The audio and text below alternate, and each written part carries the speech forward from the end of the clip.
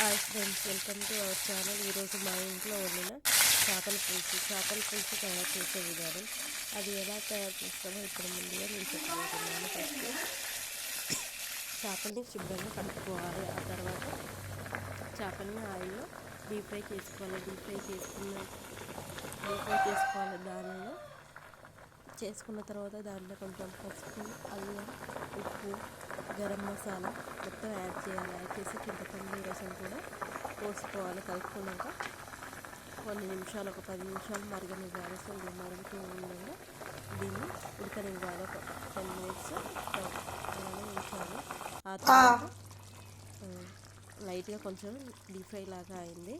So దీంట్లో కారం, కొత్తిమీర, కరివేపాకు, ఇంకా గరం మసాలా అవన్నీ యాడ్ చేసుకోవాలి. ఇవన్నీ యాడ్ చేసుకున్న తర్వాత చూడండి ఫ్రెండ్స్, చేపల పులుసు ఎంత బాగా అయిందో. స్మెల్ మాత్రం సూపర్గా ఉంది. చూస్తుంటేనే నోరు ఊరిపోతుంది. మీరు కూడా ఒకసారి మీ ఇంట్లో ట్రై చేయండి. చేపల పులుసు తయారు చేసే విధానం చెప్పాను కదా, ఒకసారి మీ ఇంట్లో కూడా ట్రై చేయండి. చాలా టేస్టీగా ఉంది. చేపల పులుసు మాత్రం కలర్ మాత్రం సూపర్గా ఉంది. తింటుంటే ఎంతో రుచికరంగా కూడా ఉంది. మీరు కూడా ఒకసారి ట్రై చేయండి ఫ్రెండ్స్. చేపల పులుసు ఎంతో టేస్టీగా, వెరీ సింపుల్గా ఉంది. చూడండి, ఒక్కొక్క పీస్ చాలా చాలా చాలా టేస్టీగా ఉంది.